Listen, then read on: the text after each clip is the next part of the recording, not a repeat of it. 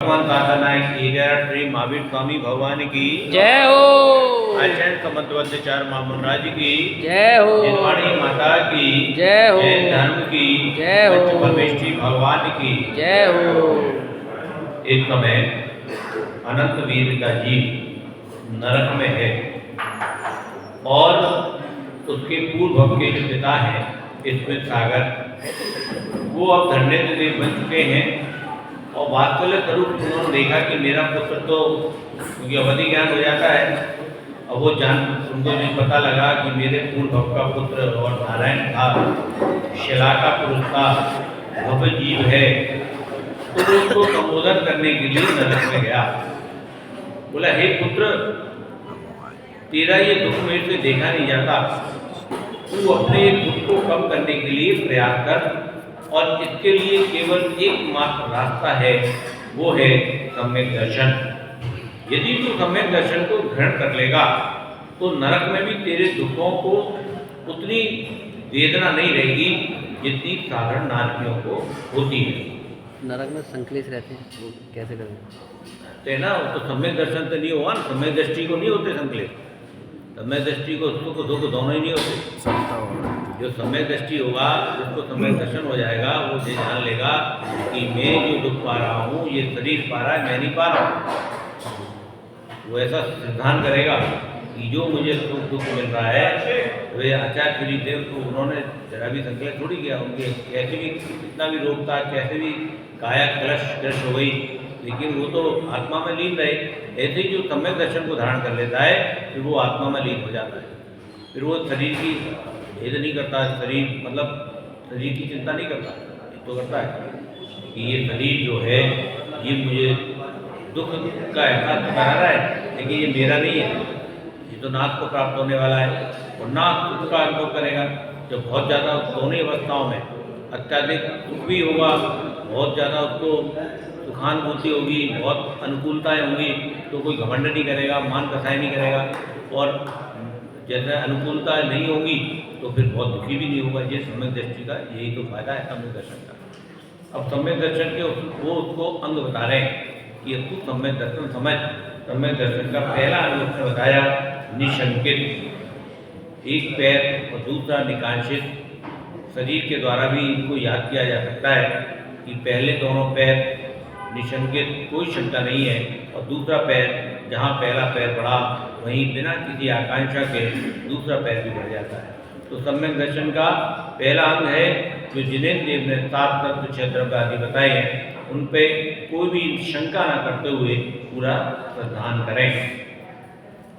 और दूसरा बताया कि तुम्हें इस लोक परलोक की भोगों की आकांक्षाओं का, स्वर्ग का, मनुष्यों की राज्य का आकांक्षाओं का त्याग कर स्वर्ग मोक्ष देने वाला निकांक्षित, जिसकी कोई आकांक्षा नहीं है। हम मंदिर जी में आए तो मंदिर जी में आने के बाद कोई भी आकांक्षा नहीं होनी चाहिए, हे भगवान मैं आया हूँ तो आज मेरी धनवर की बिक्री बहुत अच्छी हो जाए, या मेरा व्यापार बहुत अच्छा चले, या मेरे बच्चों की शादी हो जाए, या जो भी मन में आकांक्षा है वो निस्वार्थ भाव से पूजन करनी चाहिए। हे भगवान मैं कितना भाग्यशाली हूँ, मुझे तुम्हारे चरण कमलों की पूजन करने का सौभाग्य प्राप्त हो रहा है, केवल इतने ही भाव आने चाहिए। और मैं जब तक इस मनुष्य भाव में रहूँ तब तक आपके श्री चरणों की पूजन करता रहूँ, सेवा करता रहूँ, इसके अलावा मेरी कोई भी आकांक्षा नहीं है। बिल्कुल निस्वार्थ भाव। क्यों पंडित जी, सही है?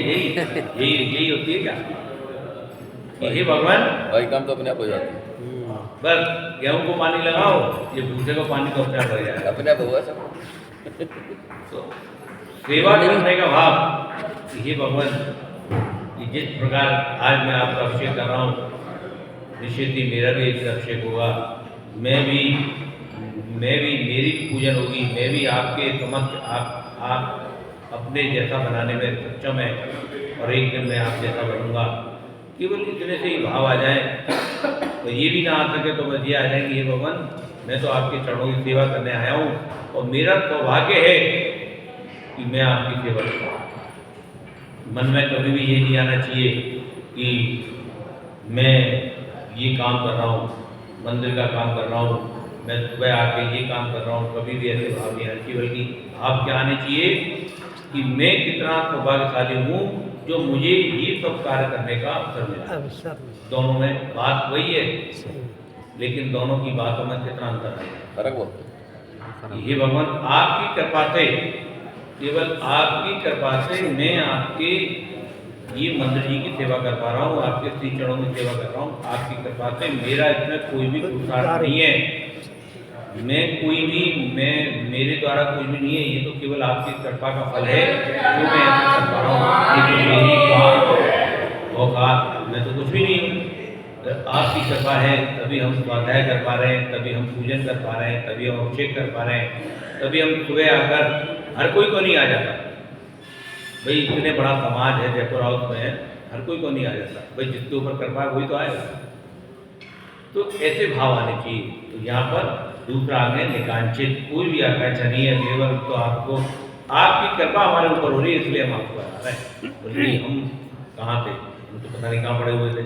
और तीसरा वो कहते हैं हाँ कि ऐसे मुनराजों को जिनके शरीर कष्ट हो गए, जो रोगी हैं, मलिन हैं, उनको देखकर गिलानी मत करना, अपने साधर्मियों को देखकर गिलानी मत करना, और यदि वो भटक जाए तो ऐसा गिलानी मत करना देखकर उसको, बल्कि निर्विकट चिकित्सा अंग का पालन करके उसकी सेवा करना। ये दोनों हाथ इसलिए दिए हैं कि तुम मुनि महाराजाओं की भैयावृत्ति कर सको, मंदिर जी में आकर सेवा कर सको, पूजन कर सको, अभिषेक कर सको, नहीं तो एक हाथ से ही बहुत से लोग घूमते रहते हैं। देव गुरु धर्म तत्व दान जिन पूजन में मूर्खता पूर्व का त्याग कर अमूढ़ दृष्टि अंग का सेवन कर। किसी भी कुदेव कुगुरु कुशास्त्रों का और कुगुरु को मानने वाले, कुशास्त्र को बताने वाले, कुदेवों को बताने वाले, उनके जो कौन होते हैं, चमचे होते हैं ना, जो दलाल जो होते हैं, पकड़ पकड़ के ले जाते हैं, चलो मैं कराता हूँ तुम्हारा काम कराता हूँ, मेरे साथ चलो तुम फलाने मंदिर में। देखो अब पहुँचे, देखो ऐसा है, काम तो तुम्हारा हो जाएगा लेकिन दाना पानी खर्च करना पड़ेगा। लाओ 11,000 रुपये दे दो, तुम्हारे नाम की पूजा चलेगी। अरे भैया पूजन मैं करूँगा तभी तो लाभ मिलेगा, दूसरा करेगा तो उसको मिलेगा। ऐसा भाव आना चाहिए। अमूढ़ दृष्टि, कुदेव कुगुरु कुशास्त्रों से बचना चाहिए। का केवल सच्चे देव सात गुरु पर श्रद्धान करना चाहिए, उनकी वाणी पर श्रद्धान करना चाहिए। ऐसा तो ये हो गया तीसरा, अमूढ़ दृष्टि। श्री जिनेन्द्र देव के पवित्र शासन में बालक या अशिष्ट लोगों से आयत से किसी प्रकार का दोष लगवाने पर छिपाकर उपगुहन अंग का पालन करना। कोई भी हमारा साधर्मी है, कोई हमारा भाई बंधु है, कोई भी साधु है, यदि कोई दोष देखो तो उसको बताओ मत जाके। अब जैसे कोई अभिषेक कर रहा है, मान लो हमारा नया नया भाई आया और उससे कोई गलती हो गई, वहीं से चीखना चिल्लाना कर दिया, शुरू कर दिया, क्या कर रहे हो क्या कर रहे हो। 10 लोगों के सामने पता लगा, अगले दिन से वो दूसरे दिन आए। ऐसा नहीं करना, एकांत में ले जाना, प्रेम से उसके कान में बोलना, भैया ये कार्य ऐसे नहीं, ऐसे किया जाता है। तो ये क्या है, उपगुहन, दोषों को ढांकना, न कि वाड़ना, ढपली लेके डट डट डट करके चारों तरफ फैलाना। बहुत से क्या है कि काफ़ी इस तरह के भी भक्ति होते हैं कि जब तक कोई बात, कोई ऐसी गुप्त बात पता लग जाए तो जब तक 100 लोगों को बता नहीं देते तो उनके पेट की गैस पास नहीं तो ऐसा नहीं करना। अपने को तो उपगुहन अंग ये बीट कर लेना उस तरफ।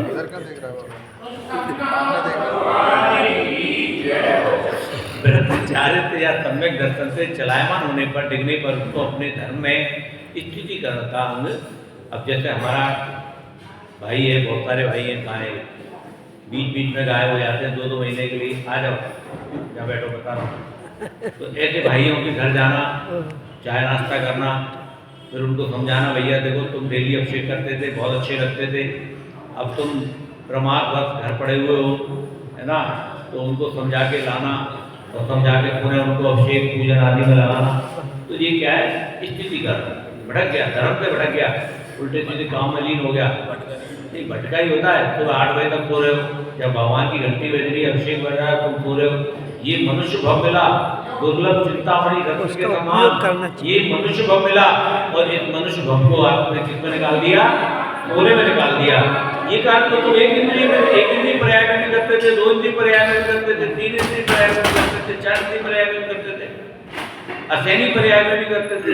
खाना और सोना तेज गति में थे तब भी यही कार्य करते थे। मनुष्य गति इस कार्य के लिए थोड़ी मिली है कि तुम सूरज उठने के बाद सोते रहो। मनुष्य गति में यदि सूरज उठने के बाद सोते रहोगे तो तेज गति या विक्रय गति निश्चित है। अगले बनना मनुष्य देव मनुष्य तो बनना ही नहीं है, क्योंकि जिस समय भगवान का पूजन अभिषेक हो रहा था उस समय तुम सो रहे थे घड़ी नींद में। आहा क्या मजा आता है सुबह 4 से 6 बजे के बीच में, 7 बजे के बीच। 4 से 6। तो ये ध्यान रखना आगे से, अब नागा नहीं करना, चाहे कितनी भी ठंड पड़े। हमारी ठंडी की हम व्यवस्था करेंगे, यहाँ पे अलार्म लगाएंगे, वो लगाएंगे, हीटर लगाएंगे, लेकिन छुट्टी नहीं करना। छुट्टी करोगे तो कहाँ जाओगे? तेज गति में या विकलत्र में जाओगे। खूब सोने का समय मिलेगा, सोते ही रहो आराम से, कोई काम नहीं, खा लो और सो जाओ। तो मनुष्य गति मिली है, मनुष्य गति में लाभ उठाओ। और ये भी पता नहीं जीवन है, पानी की बूंद कब मिट जाए, इसमें कोई गारंटी नहीं है कब हमारे हाथ बेकार हो जाए, कब पैर बेकार हो जाए, कब कोई दोष शरीर में लग जाए, कब रोग लग जाए, करने के लायक नहीं रहे। जब तक शरीर सशक्त है, शरीर मजबूत है, तब तक 3 लोग के नाम का अभिषेक पूजन कर लो, क्योंकि यही संसार के कल्याण करने वाला है। यदि सबसे ज्यादा पुण्य की प्राप्ति होती है तो केवल 3 लोग के नाम के पूजन अभिषेक से ही प्राप्ति होती है।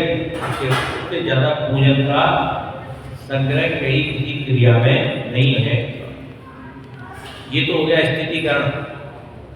और ऐसा नहीं कि स्थितिकरण करने से इतना पुण्य का आग्रह बताया है। एक बार आचार्य विद्यासागर महाराज बता रहे थे कि अपने 1 वर्ष की पूजन की, और यदि किसी भटके हुए व्यक्तियों को जो पहले पूजन अभिषेक करता था और उसको तुमने वापस से लगा दिया, तो अनंत वर्षों का पुण्य का संचय होता है।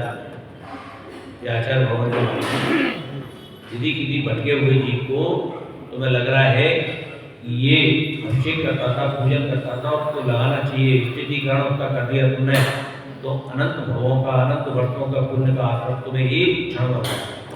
कभी कुंतर साहब के पास नहीं, नाम मत दिया करो। अपने साधर्मियों में, गुरु में, धर्मात्मा मनुष्यों में, साधनों के जानकारों में देखो, वो तो नहीं है, हम प्रयास कर सकते हैं, लेकिन उस पदार्थ का पुण्य का उदय भी जरूरी है। सही बात। बिना उसके पुण्य के उदय के वो भी नहीं आएगा, लेकिन हमें प्रयास तो करना है। लाखों लोगों के साथ प्रयास करोगे तब 2-4 पुजारी तुम्हें मिलेंगे। तो एकांत स्थिति का ऐसे थोड़ी अनंत पुण्यों का ऐसे थोड़ी होता है। उसके लिए तुम्हारा ही पुण्य होना चाहिए कि पुण्य ही पुण्य को लेके आता है ना। तो पुण्य ही पुण्य को लेके आएगा। पहले तुम्हारा पुण्य हो, उसका पुण्य हो, तब वो तुम्हारी बात को सुने, समझे, उनके मन में स्थितिकरण हो जाए। बहुत दुर्लभ है, ऐसे ही नहीं होता किसी को लाइन पे लाना। ठीक है, बाकी कल आगे बढ़ेंगे। पूरे शांतिनाथ भगवान की जय हो।